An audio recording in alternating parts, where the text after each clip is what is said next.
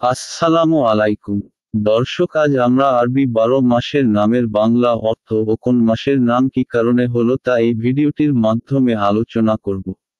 তাই ভিডিওটি ধৈর্যের সাথে শেষ পর্যন্ত দেখুন। প্রথমে আমরা আরবি 12 মাসের নামগুলি জেনে নেই।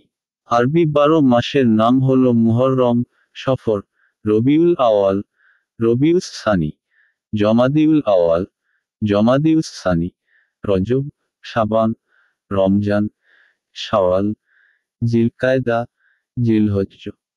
দর্শক, এখন আমরা ক্রমানুযায়ী আরবি 12 মাসের নামের বাংলা অর্থ ও মাসগুলির নামকরণের কারণ জেনে নিব। 1. মুহররম, যার অর্থ হল নিষিদ্ধ। এই মাসে যুদ্ধ করা নিষিদ্ধ অর্থাৎ হারাম বিধায় এটি পবিত্র মাস বলে বিবেচিত। এ মাসের 10 তারিখে আশুরা পালিত হয়। 2.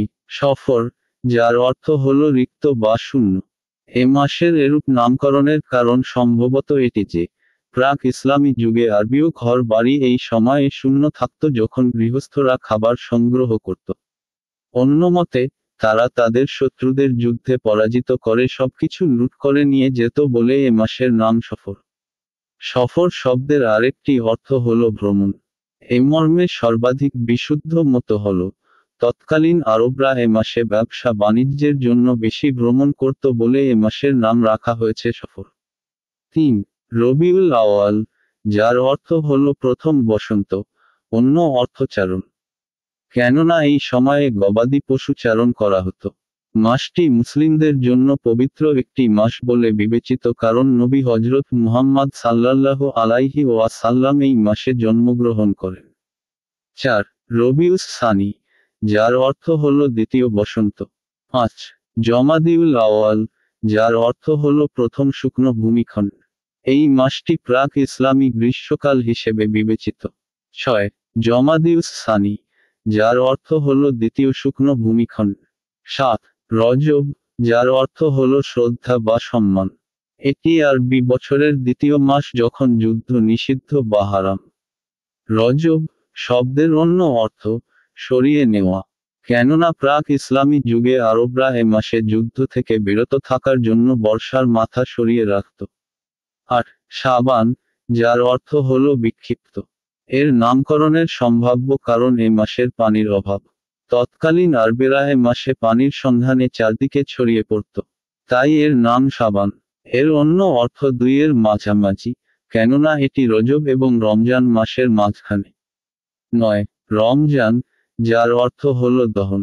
দহন বলতে উপবাস বা রোজাকে বোঝানো হয়েছে, কেননা উপবাস বা রোজার মাধ্যমে ব্যক্তির পার্থিব লালসা দগ্ধ হয়। রমজান মুসলিমদের অন্যতম পবিত্র মাস। মুসলিমদের বিশ্বাস অনুযায়ী এ মাসে পবিত্র কুরআন নাজিলের সূচনা হয়। এ মাসে মুসলিমদেরকে সুবহে সাদিক অর্থাৎ শেষ রাত থেকে সূর্যাস্ত পর্যন্ত বাধ্যতামূলক রোজা রাখতে হয়। 10. শাওয়াল, যার অর্থ হল উত্থিত। এ নামের কারণ এই সময়ে স্ত্রী বাচ্চা প্রসব করে এবং লেজ উত্থিত করে। 11. জিলকায়দা, যার অর্থ হল সাময়িক যুদ্ধবিরতির মাস। এ মাসে যুদ্ধ নিষিদ্ধ, তবে আক্রান্ত হলে আত্মরক্ষা বৈধ। 12. জিলহজ্জ, যার অর্থ হল হজ্জের মাস। এই মাসে মুসলিমরা মক্কায় কাবার উদ্দেশ্যে হজ করতে যায়।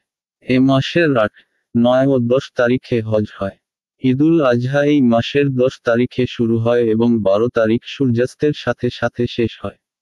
এই মাসে যুদ্ধ নিষিদ্ধ। এতক্ষণ পর্যন্ত ভিডিওটি দেখার জন্য অসংখ্য ধন্যবাদ। ভিডিওটি লাইক করে শেয়ার করে দিবেন। চ্যানেলে নতুন হলে চ্যানেলটি সাবস্ক্রাইব করে রাখবেন, কারণ এরকমের ভিডিও এই চ্যানেলেই শুধু পাবেন।